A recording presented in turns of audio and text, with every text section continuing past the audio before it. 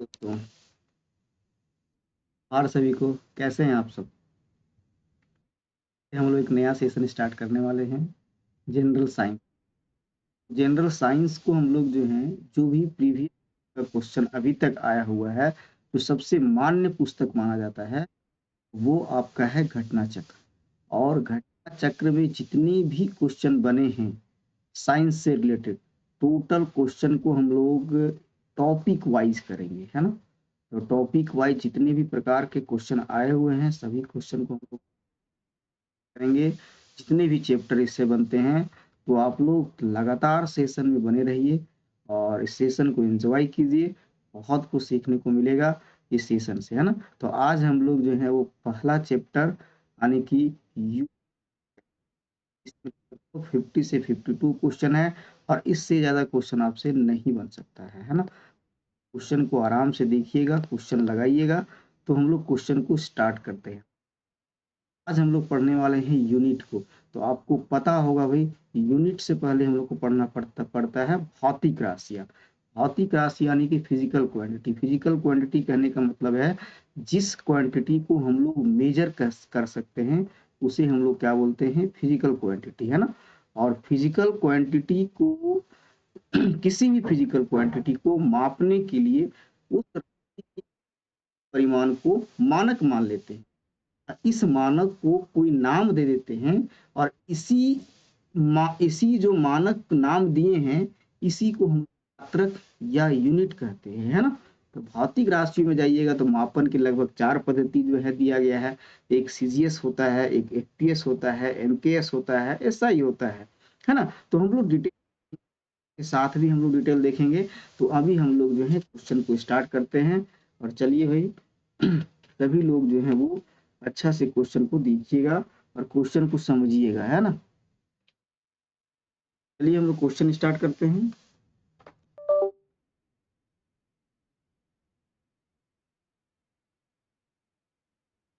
हम दिखेंगे नहीं क्योंकि थोड़ा सा कैमरा जो है वो गड़बड़ हो गया है। तो आप लोग करते चलिए।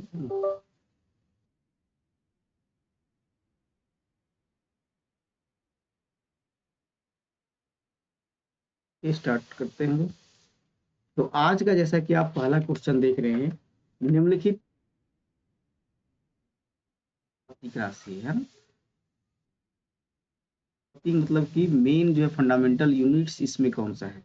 तो आपको पता होगा कि आपका जो है मेन फंडामेंटल यूनिट का हम लोग बात करेंगे।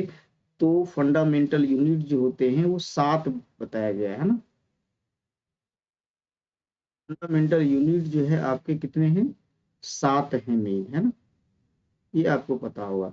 तो 7 में आपको जानते हैं, पहला जो आपका क्या होता है भाई, पहला आपका लंबाई है ना। दूसरा यदि हम लोग बात करेंगे तो दूसरा क्या होता है, द्रव्यमान, इसको हम मास बोलते हैं। तीसरा यदि हम लोग बात करेंगे तो द्रव्यमान समय हो गया, है ना। इसके अलावे बात बोलेंगे तो तापमान हो गया, ताप जिसको बोलते हैं। इसके अलावे यदि हम लोग बात करेंगे तो इलेक्ट्रिक करंट यानी विद्युत धारा हो गया। इसके अलावे यदि बात करेंगे तो हमारा जो है ज्योति तीव्रता यानी कि लिमिनियस इंटेंसिटी हो गया। इंग्लिश वर्ड भी जाएंगे, ध्यान रखिएगा। ज्योति तीव्रता हो गया। एक और बच गया जो हम लोग बोलते हैं पदार्थ का परिमाण, है ना। पदार्थ का परिमाण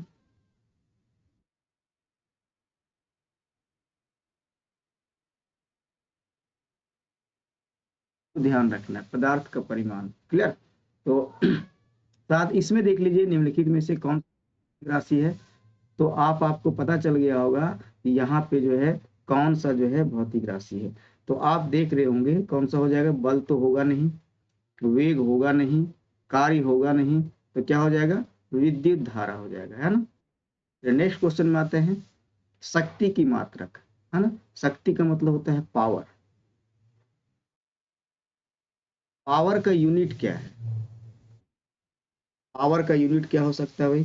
तो आपको पता है, यदि हम फिजिक्स की बात करेंगे, भौतिकी में बोलेंगे, शक्ति या विद्युत शक्ति क्या है भाई, कि वह दर है जिस पर कोई कार्य किया जाता है या ऊर्जा का संचारित होता है। यानी कि पावर इक्वल टू हम लोग बोलते हैं वर्क बाय टाइम, है ना। तो वर्क बाय टाइम, है ना।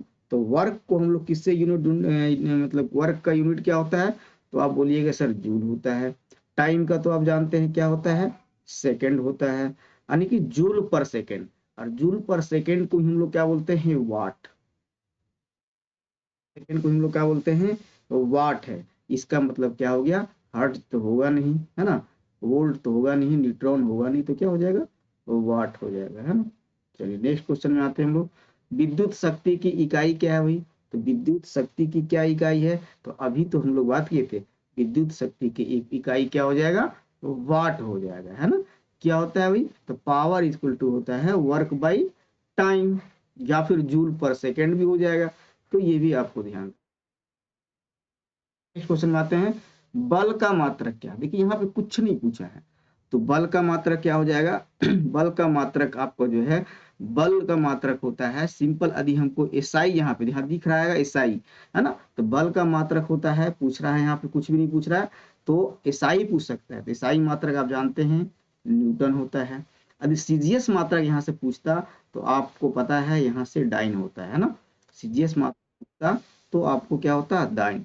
बल जानते हैं, बल किसे कहते हैं, बल जो है किसी वस्तु पर लगा बल वस्तु के द्रव्यमान तथा उसमें उत्पन्न त्वरण यानी कि एक्सीलरेशन के गुणन बराबर होता है। यानी कि बल के बराबर बोलेंगे तो बल इक्वल टू कितना होता है, एम इंटू ए, है ना।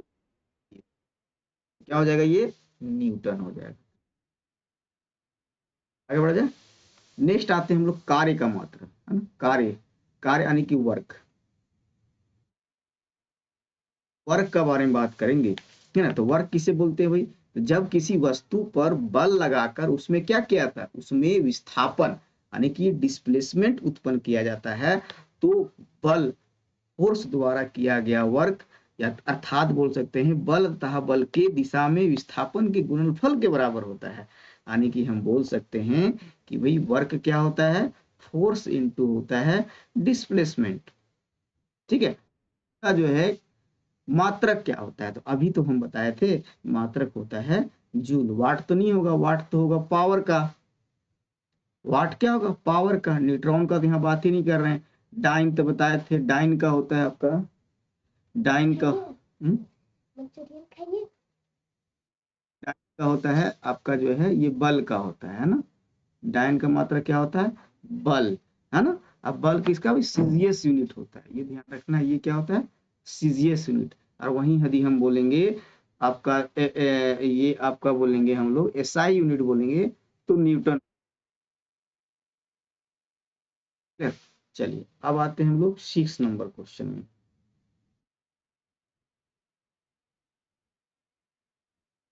अब की आवृत्ति यानी कि फ्रीक्वेंसी, है ना, फ्रीक्वेंसी के बारे में बात करें, फ्रीक्वेंसी को किससे मापा जाता है ना। तो फ्रीक्वेंसी को किससे मापा जाता है, ये जो देखिएगा सब प्रीवियस क्वेश्चन है, बीपीएससी जो है प्री 2018 में क्वेश्चन पूछा गया था, तो आपको पता होगा भाई, ये तो सिंपल क्वेश्चन है, आवृत्ति का एसआई मात्रा क्या होता है, हर्ट्ज होता है ना। यदि बोलेंगे एक सामान्य मनुष्य का जो है मतलब कि जो है सामान्य मनुष्य जो है सुनने का जो ध्वनि होता है, वो आपको पता होगा, पूछा जाता है कभी कभी क्वेश्चन, ये 20,000 20 से लेके आपका 20,000 हर्ट्ज तक होता है ना, 1000 हर्ट्ज तक होता है ना। ये सामान्य मनुष्य सुन सकते हैं। यदि 20,000 से कम होगा, है ना, ये सामान्य मनुष्य नहीं सुन सकते हैं, और 20,000 ज्यादा होते हैं उसको भी नहीं सुन पाते हैं ना, तो ये भी ध्यान। अब देखिए 7 नंबर क्वेश्चन में आते हैं, तो 7 नंबर क्वेश्चन क्या, वही सिंपल क्वेश्चन है, हर्ट से क्या मापा जाता है, तो अभी तो बताएं हर्ट से क्या मापा जाता है, तो हम लोग जो है फ्रीक्वेंसी को मापते हैं, आवृत्ति को मापते हैं, है ना। नेक्स्ट क्वेश्चन में आते हैं, चालक की वैद्युत प्रतिरोधकता की इकाई क्या है। वैद्युत प्रतिरोधकता कहने का मतलब क्या हो गया भाई, वैद्युत प्रतियोगिता मतलब इलेक्ट्रिक, या बोल सकते हैं इलेक्ट्रिकल रेजिस्टिविटी, है ना, इलेक्ट्रिकल रेजिस्टिविटी, रेजिस्टिविटी, है ना, ठीक है। तो ये पूछा है कि चालक की वैद्युत प्रतिरोधकता की इकाई क्या होता है ना। तो ये आपका एक्चुअली में जो है पूछता जो है आपका जो है वैद्युत प्रतिरोधकता बात करेंगे, प्रतिरोध सी बोलता है, विद्युत प्रतिरोध बोलता तो प्रतिरोध का होता है आपका रेजिस्टेंस का होता है, रेजिस्टेंस का होता है ओम, लेकिन यहाँ पूछा है रेजिस्टिविटी, यहाँ पूछा है क्या रेजिस्टिविटी। तो रेजिस्टिविटी इक्वल टू क्या होता है भाई, यानी कि रो इक्वल टू आप लोग पढ़े होंगे, तो रो इक्वल टू होता है आर ए बाई एल, यानी कि पदार्थ की जो है लंबाई है ना, टुकड़े टुकड़े में जो लंबाई होता है वो, यानी कि यहां से जो होता है वो निकलता है ओम पर मीटर है ना। तो मतलब यहाँ पे ये नहीं है ना, तो ये जो है आपका आंसर जो है आपका यहाँ के अनुसार से कोई भी नहीं होगा। यदि ओम पर मीटर रहता तो फिर ये हो जाता है ना, पर मीटर लिख दे रहे हैं, तब होगा आपका डी है ना। चलिए आगे बढ़ते हैं। अब बताइए ओम मीटर की मात्रा क्या होगा, प्रतिरोध का होगा नहीं, चालकत्व का होगा नहीं, अभी क्या होगा प्रतिरोधकता का रेजिस्टिविटी का होगा है ना, रेजिस्टिविटी क्या होगा ओम पर मीटर। नेक्स्ट आते हैं, प्रकाश वर्ष की इकाई है, प्रकाश वर्ष जो है किसकी इकाई है बताइएगा, प्रकाश वर्ष जो है वो किसकी इकाई है, तो दूरी का, समय का, प्रकाश की तीव्रता का, वायु का। तो ये आपको पता होगा, प्रकाश वर्ष जो होता है इसको हम लोग बोलते हैं लाइट ईयर है ना, इसको हम लोग क्या बोलते हैं लाइट ईयर। बहुत बार क्वेश्चन पूछा गया है लाइट ईयर है ना, देख रहे कितना बार क्वेश्चन पूछा गया है ये। तो लाइट ईयर आपको पता है ये जो होता है वो दूरी का होता है ना, है वो दूरी का होता है ना।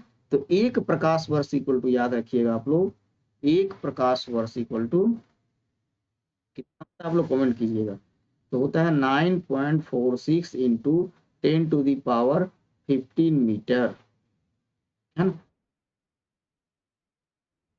क्वेश्चन में आते हैं हम लोग, प्रकाश वर्ष मात्रक है, अभी बता दिए किसका, तो हो गया दूरी का। चलिए नेक्स्ट क्वेश्चन में आते हैं, प्रकाश वर्ष होता है, लाइट ईयर क्या होता है भाई, तो लाइट ईयर क्या होता है, तो अभी बताएं हम लोग लाइट ईयर क्या होता है, प्रकाश द्वारा एक वर्ष में तय की गई दूरी को एक प्रकाश वर्ष कहा जाता है ना। देखिए क्या है ऑप्शन में कुछ है दिख रहा है, वह वर्ष जिसमें सूर्य का प्रकाश अधिकतम रहा हो, बिल्कुल नहीं। वह वह वर्ष जिसमें कार्यभार हल्का रहा हो, बिल्कुल नहीं। प्रकाश द्वारा एक वर्ष में चली गई दूरी, मतलब इसका मतलब क्या हो गया सी हो गया। तो नेक्स्ट क्वेश्चन में आते हैं, 13 नंबर में आते हैं, प्रकाश वर्ष निम्नलिखित में से किसकी इकाई है। तो अभी तो बात चल ही रही है, देखिए झारखंड पीसीएस में आया हुआ क्वेश्चन है, तो ये हो गया दूरी का है। 14 नंबर क्वेश्चन में प्रकाश वर्ष की मात्रक क्या है भाई, इतना बार क्वेश्चन पूछा गया, देख रहे हैं प्रकाश वर्ष की मात्रक क्या है, किसका मात्रक है, ये दूरी का है। तो सिंपल सा क्वेश्चन है, इसमें सोचना ही नहीं है। प्रकाश वर्ष क्या है, फिर से वही लाइट ईयर क्या है, तो अभी बताएं कि वह दूरी जो प्रकाश एक वर्ष में तय करता है, वह दूरी जो प्रकाश एक वर्ष में तय करता है उसे क्या बोलते हैं हम लोग लाइट ईयर कहते हैं, उसे क्या बोलते हैं हम लोग लाइट ईयर कहते हैं। 16 में आते हैं, एक पारसेक तारों संबंधी दूरियां मापने का मात्रक बराबर कितना है। अब आते हैं यहाँ पे एक पारसेक का बात करते हैं हम लोग है ना। पारसेक जो है पहले पूरा हम लोग लिखते हैं इंग्लिश में पारसेक, ये तो आप लोग पढ़ते आए हैं पारसेक, कभी कभी इसका आपसे फुल फॉर्म पूछ देगा है ना, तो इसको हम लोग बोलते हैं lactic lactic second, lactic second ये भी याद रखना है, क्या बोलते हैं इसको पारालैक्टिक सेकंड है ना।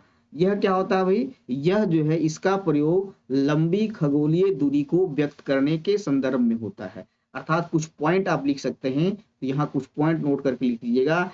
एक पारसेक इक्वल टू होता है 3 × 10⁻16 मीटर, होता है 3 × 10⁻16 मीटर। और एक प्रकाश वर्ष इक्वल टू क्या होता है, एक प्रकाश वर्ष इक्वल टू बात करेंगे हम लोग अभी बताए थे 9.46 इंटू 10⁻15 मीटर, है ना। इसके अलावा अतः बोल सकते हैं, अतः बोलेंगे, अतः 1 पारसेक इक्वल टू क्या हो जाएगा भाई, 1 पारसेक इक्वल टू होता है 262 प्रकाश वर्ष, है ना। तो क्वेश्चन यहाँ से आपसे यही पूछा था, आप क्वेश्चन के अनुसार से आंसर दे सकते हैं, ये ध्यान रखना है आपको, है ना, ये जो है आपको ध्यान रखना है। यानी कितना हो गया 3.26, यहाँ लगभग कौन हो जाएगा, तो आपका हो जाएगा बी आंसर सही हो जाएगा ना। जो निकटतम जो है उत्तर है उसी को देखा जाता है इसमें, है ना, जो निकटतम उत्तर होता है वही जो है आपका सही उत्तर होगा, है ना। नेक्स्ट आते हैं 17 नंबर क्वेश्चन, पारसेक का मात्रक क्या है, तो पारसेक बता दिए भाई, दूरी का मात्रक है, इसमें सोचना ही नहीं है। 18 नंबर में आते हैं हम लोग, चेंज कर लेते हैं कलर। माप की कौन सी इकाई 0.39 से गुना करने पर इंच प्राप्त होता है, बताइए। माप की कौन सी इकाई जो है 0.39 से गुना करने पर इंच की प्राप्ति होती है, तो आपको पता होगा, आपको पता हो, ये तो पहले बता देते हैं कि ये होगा क्या, सेंटीमीटर, है ना। यानी सेंटीमीटर इक्वल टू हम बात करेंगे 1 सेंटीमीटर, यदि हम बात करेंगे तो होता है 0.39 इंच। एक बार इस प्रकार से क्वेश्चन आपसे पूछा गया है ना, तो पूछा जा सकता है। चलिए 19 नंबर क्वेश्चन में आते हैं, 6 फीट लंबे व्यक्ति की ऊंचाई नैनोमीटर में कैसे व्यक्त किया जाएगा, है ना। 6 फीट ऊंचा जो व्यक्ति है उसको नैनोमीटर में हम कैसे व्यक्त करेंगे, तो आपको पता होना चाहिए 1 नैनोमीटर इक्वल टू कितना होता है, 1 नैनोमीटर इक्वल टू होता है 10⁻⁻9 मीटर, ये होता है ना। 1 फीट इक्वल टू कितना होता है, तो 1 फीट इक्वल टू होता है 0.305 मीटर होता है ना। अर्थात बोल सकते हैं 1 feet equal to, 1 feet equal to हम बात करेंगे तो आपका हो जाएगा 0.305 इंटू 10⁻⁻9 मीटर। अब इसको मल्टीप्लाई करेंगे तो कितना हो जाएगा 30.5 इंटू 10⁻⁻7 मीटर, है ना। अब बोल रहा है 6 फीट का व्यक्ति, है ना, 6 फीट का व्यक्ति है, तो 6 फीट का करेंगे तो 6 त्रिक 18, यानी कि 183, है ना, 183 हो गया, और 10⁻⁻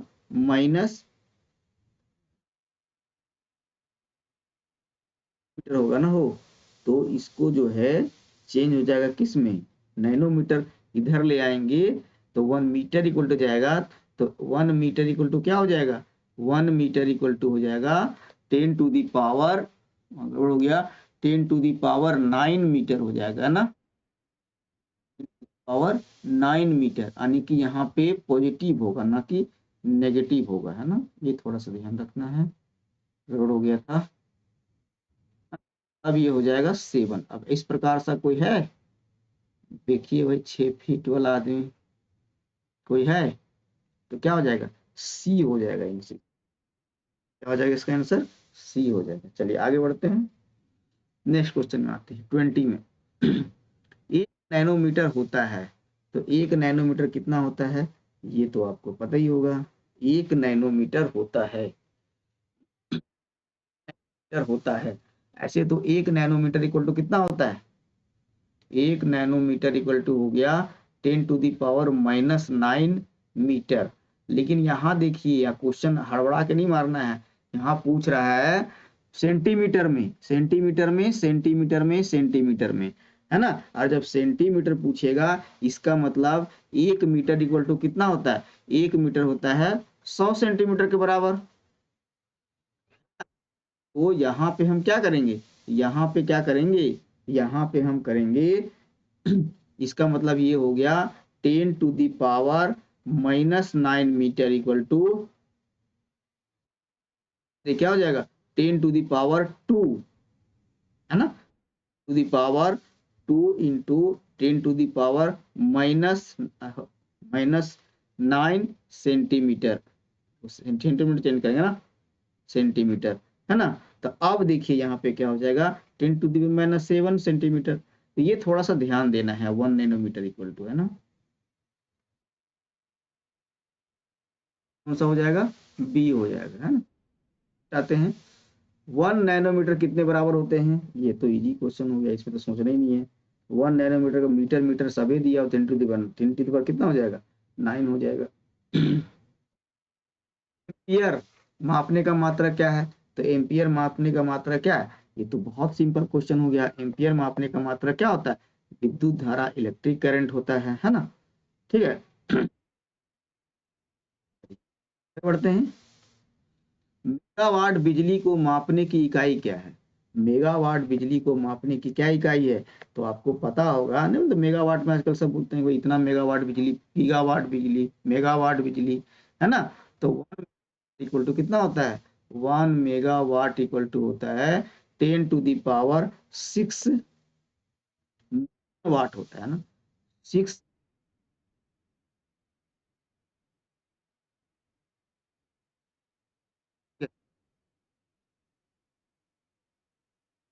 इतना समझिए आप, तो 10⁶ मिलियन वाट, है ना। तो उत्पादित की जाती है, उपभोग की जाती है, बचत की जाती है, ट्रांसमिशन में ह्रास होता है। तो मेगावाट बिजली को नापने के लिए हम लोग जो है, जो विद्युत उत्पादन केंद्र में उत्पन्न की जाती है बिजली, उसी को हम लोग मापते हैं ना। यानी कि क्या बोल सकते हैं हम लोग, यानी कि बोल सकते हैं जो बिजली उत्पादित की जाती है ना। क्वेश्चन समझ के बना मारना है, थोड़ा सा क्वेश्चन जो है अच्छा लेवल का है, इसलिए थोड़ा सा दिमाग से मारिएगा, है ना। यहाँ एक जो है कूट दिया हुआ है, इसमें से एक साइड है आपका फिजिकल क्वांटिटी है ना, और एक साइड आपका जो है वो यूनिट दिया हुआ है ना, एक साइड आपका यूनिट है। तो आपका जो है एसिलरेशन है, तो एसिलरेशन भाई किस, और एक आपका बल है। तो पहले बल वाला मिला लेते हैं, बल का हो गया 3, है ना, इधर लिख लीजिए आप, है ना, ए बी, बल का हो गया, बी का हो गया आपका कितना, 3 हो गया, है ना। अब देखिए, अब देखिएगा यहाँ पे देखिएगा, कार्य का क्या हो जाएगा भाई, कार्य का तो जूल हो जाएगा, तो कार्य का जो है जूल हो गया, है ना। त्वरण का जान रहे हैं, त्वरण का क्या होता है, मीटर पर सेकंड स्क्वायर होता है, तो 4 हो गया।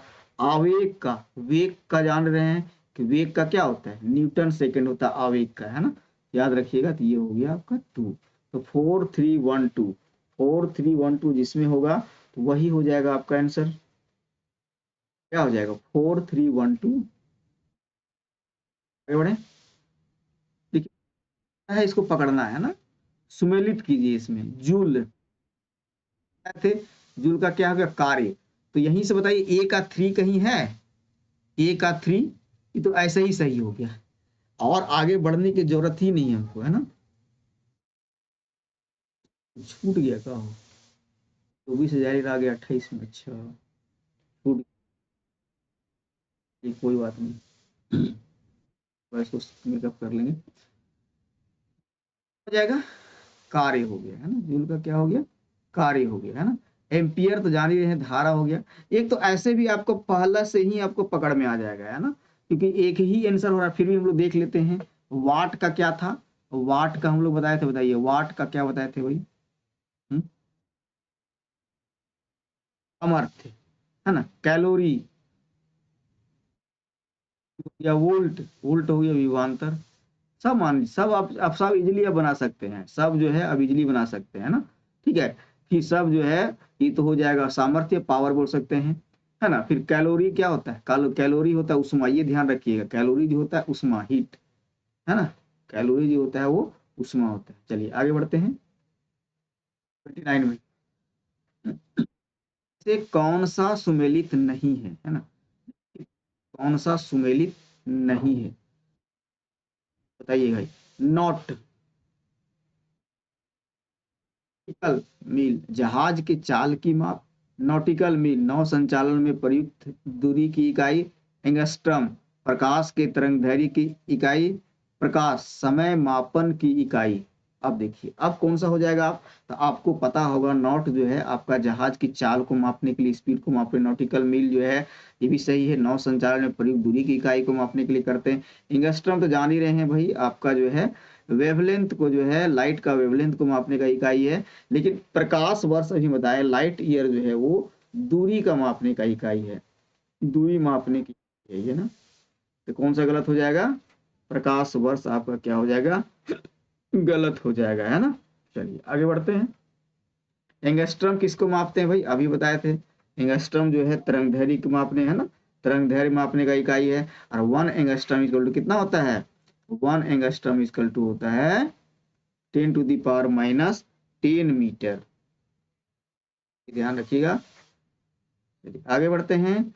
एक हॉर्स पावर कितने वाट के बराबर होता है, बचपन से आप लोग पढ़ते आए होंगे। एक हॉर्स पावर इक्वल टू कितना होता है, 746 वाट होता है ना, 746 वाट होता है। यानी कि हॉर्स पावर, है ना, 1 HP नहीं बोलते हैं, 1 HP का मशीन है, तो कितना होता है, 746 वाट का होता है ये, है ना।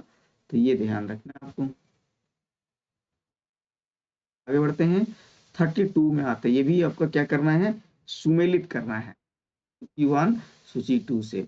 देखिए यहाँ पे क्या है, उच्च वेग, है, है उच्च वेग को मैक से, तरंग दैर्घ्य एंगस्ट्रम से, दाब पास्कल किससे मापते हैं भाई। तो आप जरा इसमें बताइएगा किससे मापते हैं हम लोग, है ना, किससे हम लोग मापते हैं। होंगे अभी जो है आपका जो है, जैसे कि हमारा जो है ब्रह्मोस मिसाइल वगैरह, है ना, ब्रह्मोस मिसाइल वगैरह जो उच्च वेलोसिटी से चलता है ना, हाई वेलोसिटी से चलता है, हाई वेलोसिटी चलता चलता है, उसको मैप से मेजर करते हैं ना। 4.55 हमारे यहाँ जो है 2.8 मैक्सिम आपका ब्रह्मोस चल रहा है, लेकिन आशा करते हैं भी जो है सुपर जो है आपका जो है ये में चलेगा, है ना, ठीक है, सुपर सोनिक में, है ना। ये ध्यान से हो गया, ठीक है। एक तो हो गया मैक। तरंग दैर्घ्य इसको किससे मापते भाई, अभी तो बताए थे एंगस्ट्रम से, है ना, अभी तो बताए थे एंगस्ट्रम से। दाब को तो पास्कल से ही मापते हैं, और ऊर्जा को जूल से, यानी कि तो सीधा सीधी हो गया 1 2 3, है ना। इस पे तो नहीं होगा ये, 2 3 नहीं होगा।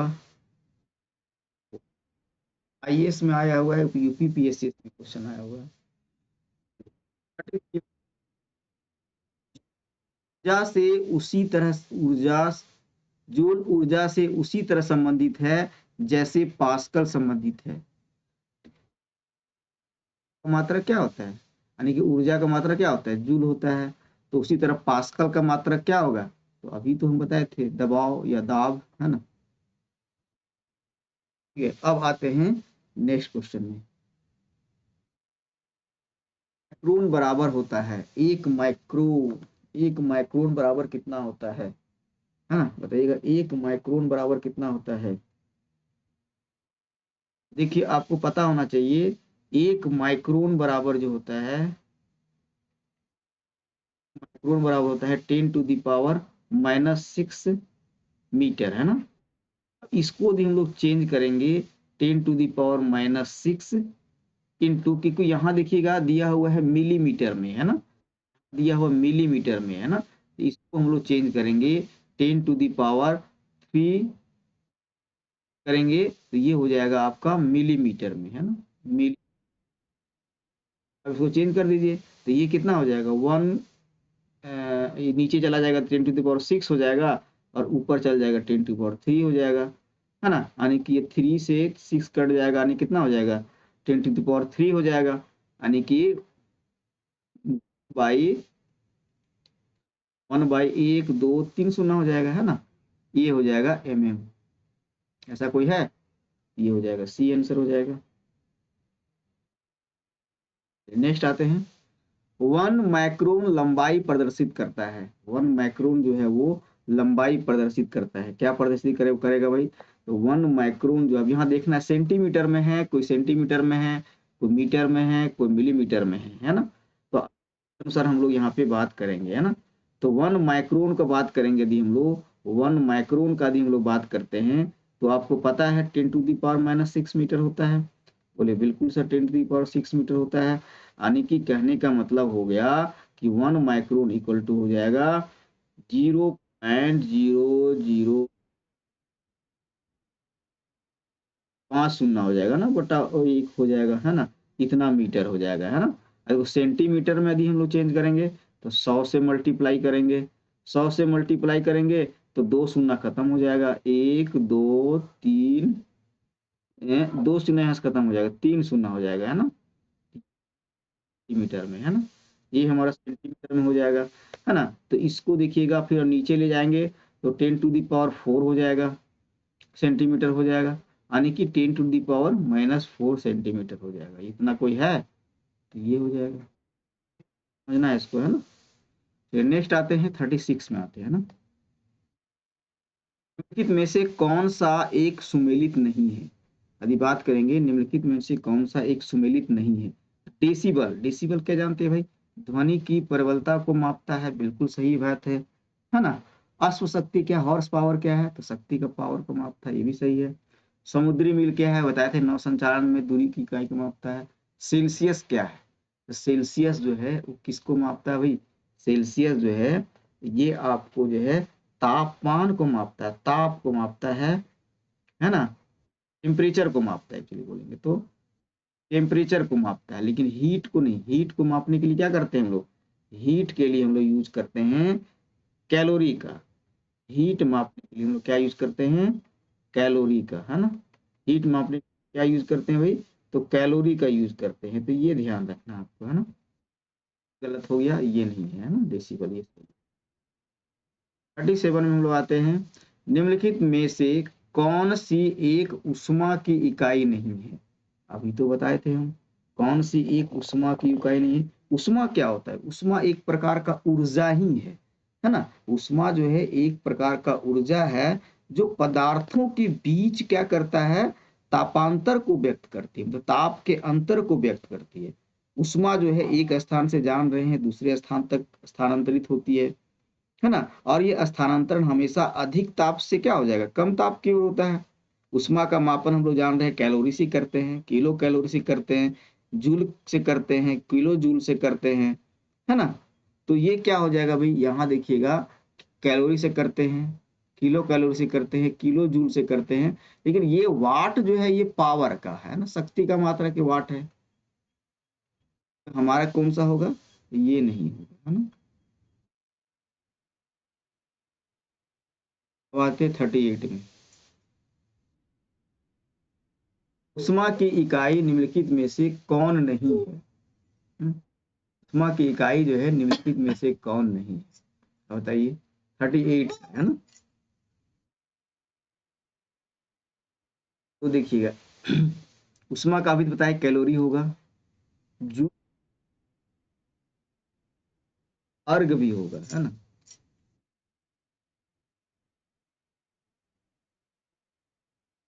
है ना।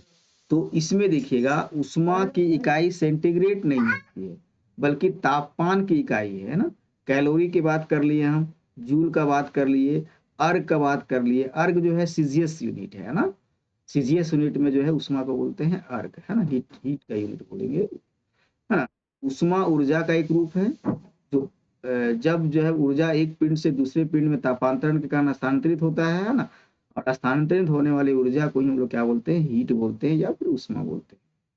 क्या हो जाएगा ये हो जाएगा आपका सेंटीग्रेड, है ना, सेंटीग्रेड नहीं होगा, ठीक है। चलिए नेक्स्ट क्वेश्चन में आते हैं हम लोग। 1 किलोमीटर की दूरी का तात्पर्य क्या है, तो बहुत इजी क्वेश्चन, आपसे सबसे इजी क्वेश्चन तो हमको लगता है अभी तक का में यही है, 1000 मीटर, ये तो सोचना ही नहीं इसमें।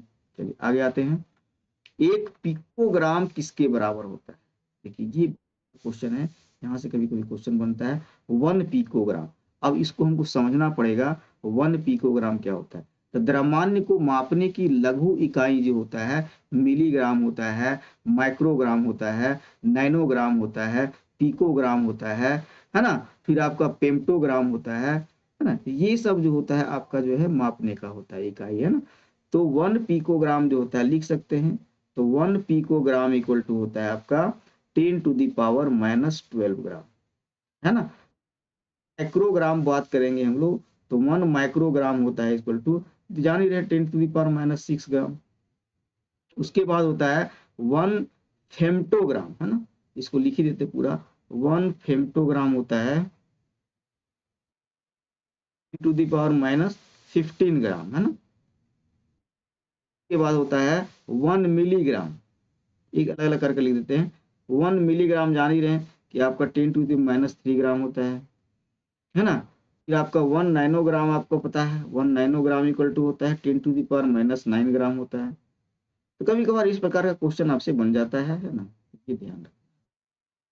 नेक्स्ट में आते हैं, पास्कल की इकाई क्या है, बता दिए, दाब की, पढ़ना ही नहीं, इसमें सोचना ही नहीं है ना। पास्कल क्या होता है भाई, दाब की इकाई होता है। तो पास्कल की दाब किसको बोलते हैं, तो किसी भी तल के इकाई क्षेत्र पर लगने वाले बल को दाब बोलते हैं। यानी कि प्रेशर क्या होता है भाई, किसी भी इकाई क्षेत्रफल पर लगने वाले बल को जो है वो क्या बोलते हैं हम लोग, तो बोलते हैं दाब बोलते हैं, है ना। और दाब क्या है, एक स्केलर क्वांटिटी है। दाब क्या है, एक स्केलर क्वांटिटी है। तो ये भी आप ध्यान रखिएगा, है ना। ठीक है। और दाब का अलग से बोलेंगे तो देखिए मात्रक क्या हो जाएगा, पास्कल छोड़ के बोलेंगे तो इसका होता है न्यूटन और एरिया का होता है मीटर स्क्वायर। तो आप ये भी ध्यान रख सकते हैं, है ना। तो 1 पास्कल इक्वल टू होता है 1 न्यूटन मीटर स्क्वायर, ये भी ध्यान रख सकते हैं। चलिए अब आते हैं 42 पे, दाब की इकाई क्या है। तो दाब की इकाई बताए थे, अभी तो बताए न्यूटन वर्ग मीटर स्क्वायर, तो इसमें सोचना ही नहीं है। चलिए, पारिस्थितिकी दबाव एटमॉस्फेरिक प्रेशर की इकाई क्या होता है, तो आपको पता होना चाहिए, है ना। एटमॉस्फेरिक प्रेशर की इकाई क्या होता है, क्वेश्चन छूट गया क्या, कोई कोई क्वेश्चन छूट, पारिस्थितिकी दबाव के कारण 43 छूट गया था ना। पारिस्थितिकी दबाव की इकाई क्या है, तो आपको पता होना चाहिए वायुमंडलीय दाब का जो है एसआई मात्रक जो है, गैर एसआई मात्रक, या एसआई मात्रक बोलेंगे, गैर एसआई मात्रक बोलते हैं, बार बोलते हैं ना, बार, प्रेशर को बार से मेजर करते हैं, है ना। जो क्या होता है 1 बार इक्वल टू, हम लोग बात करेंगे तो 1 बार इक्वल टू होता है 10⁵ न्यूटन मीटर स्क्वायर, है ना। तो ये भी ध्यान रख सकते हैं आप चीजों को, है ना। ठीक है। और 1 बार इक्वल टू होता है 10 पास्कल, है ना। 1 बार इक्वल टू कितना होता है 10, क्योंकि newton metre square equal to pascal होता है, तो 10⁵ पास्कल होता है ना। आगे बढ़ते हैं, 45 में आते हैं, 1 किलोग्राम पर सेंटीमीटर स्क्वायर दाब समतुल्य है। अब देखिए ये क्वेश्चन जो हो गया थोड़ा सा ऑब्जेक्टिव टाइप का क्वेश्चन हो गया, तो इसको आप बना देखिए, यहाँ पे सेंटीमीटर स्क्वायर दिया हुआ है ना, आपको यूनिट का ध्यान रखना पड़ेगा, है ना। यदि इस प्रकार का क्वेश्चन बना रहे हैं तो, क्योंकि हम जानते हैं क्या है 1 dyne equal to, centimetre square दिया हुआ है तो 1 डाइन इक्वल टू हम क्या जानते हैं भाई, 1 डाइन इक्वल टू यदि हम लोग बात करेंगे, है ना, तो 1 डाइन इक्वल टू जो आपका होता है वो होता है 0. बोलिए, ऐसे लिखते हैं 1.02 into the power -6 kilogram. 1 bar equal to जो होता है ये होता है 10⁶ डाइन, थोड़ा सा न्यूमेरिकल है तो थोड़ा ध्यान रखना है, 1 डाइन पर सेंटीमीटर स्क्वायर होता है ना। ठीक है। अब देखिए यहाँ हम लोग करते हैं, इसलिए यदि हम लोग बात करेंगे डाइन का मान, यदि हम लोग जो है प्रतिस्थापित कर देते हैं तो 1 बार इक्वल, देखिए यहाँ पे लिख देते हैं हम लोग, है ना, तो 10⁶ डाइन, डाइन जो है पर सेंटीमीटर स्क्वायर है ये, है ना। अब इसको अब इसको थोड़ा सा चेंज करते हैं ना, थोड़ा सा क्या चेंज करते हैं भाई, यहाँ लिखते हैं, यहाँ जो हम लोग लिखते हैं ये जो है 1.02 इंटू 10⁶ पावर 6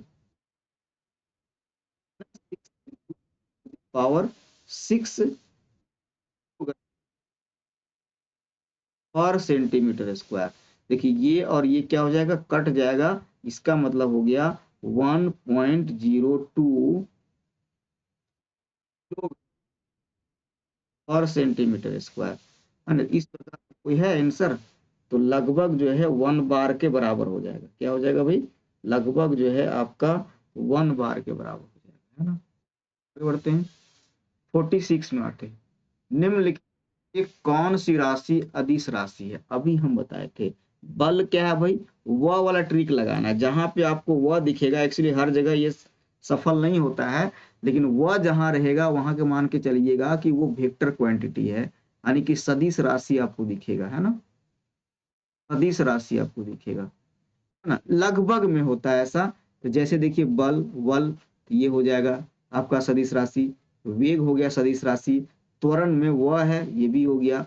लेकिन दाब जो होता है बताए थे अभी, ये क्या होता है, अदिश राशि। अभी थोड़ा देर पहले हम लोग बताए थे दाब क्या है भाई, स्केलर क्वांटिटी है, अदिश राशि है। चलिए 47 हम लोग कर लिए, अब आते हैं 48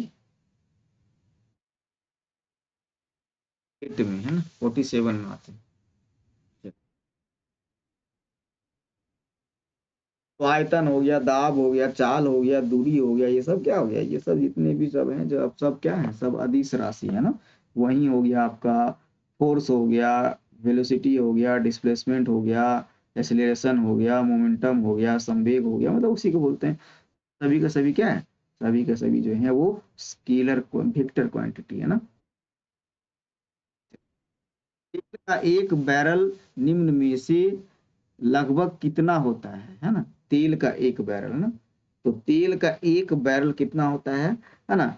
तो यदि हम बात करेंगे तो पहले जो है, यहाँ थोड़ा सा लीटर में चेंज करना आपको, है ना। तो देखिएगा एक बैरल इक्वल टू होता है, एक बैरल इक्वल टू होता है 158.9873 लीटर। इतने ही आप याद रखते हैं, इतने ही याद रखिए, ज्यादा दिमाग में लगाना है। कौन सा हो जाएगा, 159 मान के चलिए, 159 है ना। आगे बढ़ते हैं 48 क्वेश्चन में। लंबाई का न्यूनतम इकाई क्या होता है भाई, तो लंबाई का न्यूनतम इकाई जाएंगे, यहाँ पे यदि क्वेश्चन वाइज हम लोग जाते हैं तो माइक्रोन तो नहीं होगा, माइक्रोन से भी जो है छोटा कौन होता है, नैनोमीटर होता है, और नैनोमीटर से भी छोटा कौन होता है, एंगस्ट्रम हो जाता है। यानी कि 10⁻⁻6 हुआ, ये 10⁻⁻9 हुआ, और 10⁻⁻10 हुआ, है ना। और ये 10 फर्मी मीटर कितना हो गया, 10⁻⁻15। सबसे छोटा कौन हो जाएगा, फर्मी मीटर, है ना। चलिए आगे बढ़ते हैं, और 49 में आते थोड़ा सा कूट वाला क्वेश्चन आ जाते हैं ना। यहाँ देखिएगा आप, यहाँ मिलाइएगा, है ना। क्यूसेक दाब, बाइट भूकंप की तीव्रता, रिक्टर प्रवाह की दर, बार कंप्यूटर। अब बताइए अब किसको किसको कैसे नाप मेजरमेंट कर सकते हैं ना। तो पहला तो यहाँ तो समझ, रिक्टर जो है आपका क्या होता है, भूकंप की तीव्रता मापने के लिए हम लोग यूज करते हैं, है ना। तो ये तो आपको क्लियर हो गया होगा, है ना, ये तो क्लियर हो गया, है ना, कि भूकंप की तीव्रता को मापने यूज करते हैं, है ना। क्यूसेक के बात करेंगे हम लोग, तो क्यूसेक जो होता है वो प्रवाह की दर को मापते हैं ना। ये जो है आपका प्रवाह की दर को मापते हैं क्यूसेक से, है ना। अब बाइट तो जान ही रहे हैं, ये तो इंजी हो गया, कंप्यूटर वाला जो है, कंप्यूटर बाइट बाइट होता है ना, तो ये तो सोचना ही नहीं है ना। ठीक है, इसके बाद आपका आ जाता है बार, तो भी वही दाब, प्रेशर, है ना, प्रेशर किससे, बार से मापते हैं।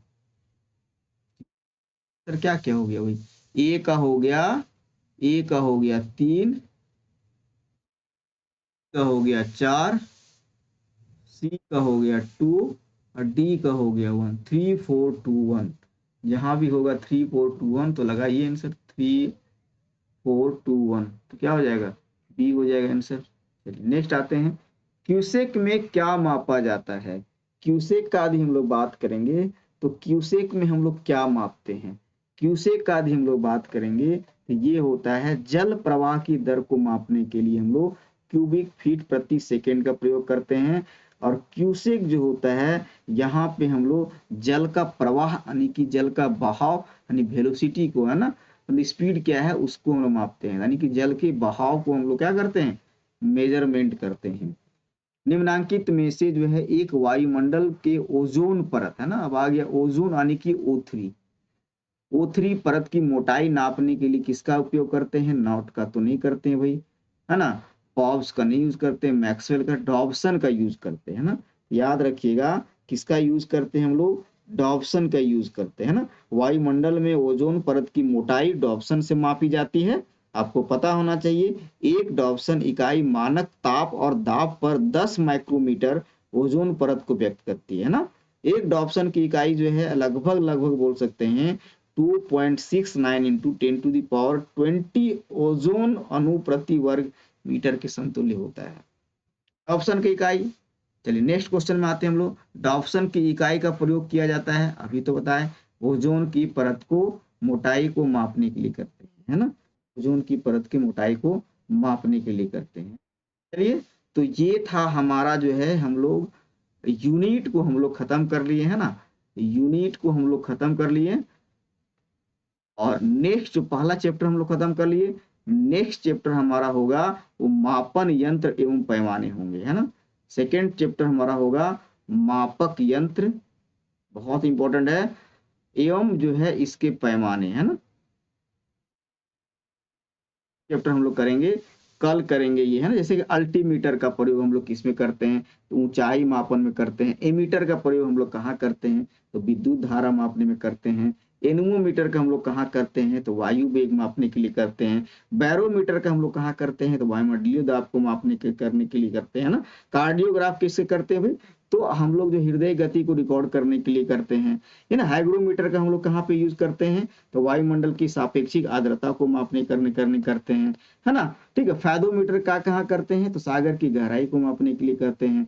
ईसीजी का प्रयोग कहाँ करते हैं भाई, तो हम लोग जो है मस्तिष्क की विद्युत गतिविधि को मापने के लिए करते हैं। डायनामोमीटर का कहाँ पे करते हैं, तो ये सब। गैल्वेनोमीटर का कहाँ पे करते हैं, तो ये हम लोग कल करते हैं। रेन गेज कहाँ पे मापते हैं, मैग्नोमीटर क्या होता है, मैनोमीटर क्या होता है, माइक्रोफोन क्या होता है, माइक्रोट्रोन क्या होता है, नेफोस्कोप क्या होता है, ऑडोमीटर क्या होता है, फोनोग्राफ क्या होता है ना, फोटोमीटर क्या होता है, विंड वेन क्या होता है ना, विस्कोमीटर क्या होता है, टैकोमीटर क्या होता है, स्टेथोस्कोप क्या होता है। ये टोटल हम लोग जो है वो कल करने वाले हैं, तो कल जरूर इस चैप्टर को देखिएगा आप लोग, है ना।